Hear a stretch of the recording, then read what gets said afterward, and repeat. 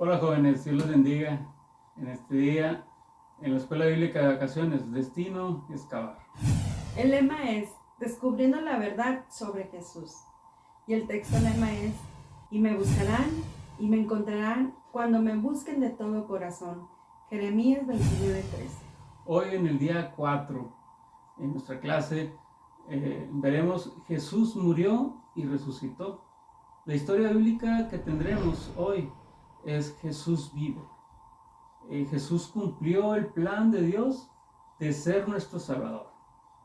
Jesús les había dicho a sus seguidores más de una vez lo que iban a suceder, pero ellos no lograron captar el hecho de que Él iba a morir y luego volvería a la vida al tercer día.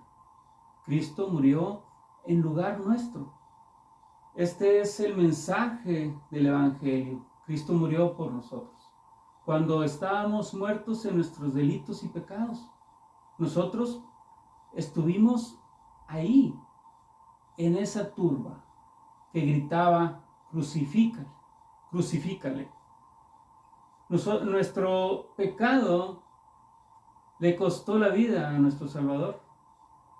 En la cruz del Calvario, Él llevó el castigo que nosotros merecíamos. Él, siendo justo, murió por los injustos para llevarnos a Dios. Y no había ningún pecado en Él. Él se ofreció voluntariamente para morir en la cruz, para salvarte a ti, para salvarme a mí. ¿Cómo podría yo despreciar su sacrificio que hizo por mí y por ti? ¿O quién de nosotros merecía que Dios le salve? Nadie merecía ser salvado por Dios. A Dios le plació dar la salvación, y esto es por gracia, sin ningún mérito del hombre. Fue conforme a las Escrituras, porque estaba escrito que vendría un Mesías para redimir a su pueblo.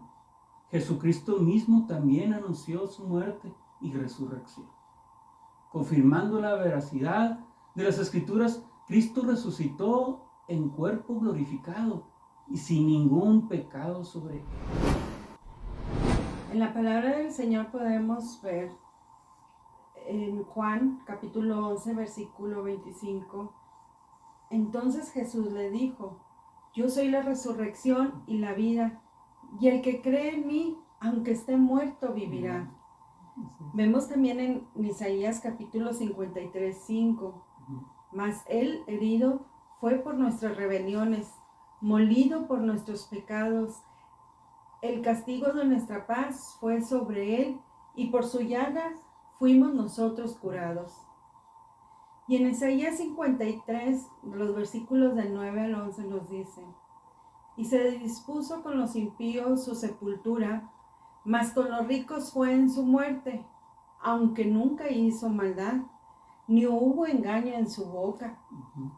Con todo esto, Jehová quiso quebrantarlo, sujetándole al padecimiento, cuando haya puesto su vida en expiación por el pecado. Verá linaje, vivirá por largos días, y la voluntad de Jehová será en su mano prosperada. Verá el fruto de la aflicción de su alma y quedará satisfecho. Por su conocimiento justificará mi siervo justo a muchos y llevará las iniquidades de ellos. Y también vemos en Juan capítulo 19 versículo 17, que nos dice: y él, cargando su cruz, salió al lugar llamado de la calavera, y en hebreo Gólgota. En Juan también vemos en el capítulo 20 versículo 8: fue entonces María Magdalena para dar a los discípulos las nuevas de que Jesús había visto al Señor y que Él había dicho estas cosas. Vemos también en Juan capítulo 19 que relata los hechos de la sentencia final y la crucifixión de Jesús, tal como lo había profetizado Isaías. Jesús murió en compañía de malvados, delincuentes, malhechores, que habían quebrantado la ley, aunque él no había hecho nada malo. Cuando dijo, todo se ha cumplido, sabía que la deuda del pecado había sido pagada. Así es. Jesús vino por una razón específica, una razón especial, morir en la cruz y resucitar. Pero en ese proceso vino a dejarnos verdades y enseñanzas que transformarían por completo nuestra vida y nos prepararían para un día verle cara a cara. Cristo murió, pero también resucitó. Un mensaje incompleto sería omitir su resurrección. Ahora en estos momentos veremos el hallazgo arqueológico del día de hoy, de la piedra sepulcral. En la época de Jesús, las clases más bajas utilizaban alguna cueva cercana para sepultar a sus muertos. Solo los ricos podían comprar una tumba cavada en la roca y podían costearse en tener una piedra rodante para cubrir la entrada. De hecho, existen muy pocas de estas sepulturas. La gran mayoría de las personas solo ponían un bloque de piedra rectangular contra la entrada de la cueva. ¿Qué evidencia hay de la resurrección de Jesucristo? La tumba vacía. No puede haber evidencia más grande que esta. El cumplimiento de la profecía del Antiguo Testamento sobre Cristo es evidencia que Cristo vivió y resucitó. Y si en Cristo se cumplen las profecías del Antiguo Testamento, es evidencia que la Biblia es la palabra de Dios. Y si la Biblia es la palabra de Dios, es evidencia que Cristo es el Salvador. Cristo no murió para que siguiéramos viviendo en el pecado. Cristo nos salva a pesar de que nosotros todavía éramos pecadores. A pesar que no le buscábamos, Él nos buscó y nos salvó.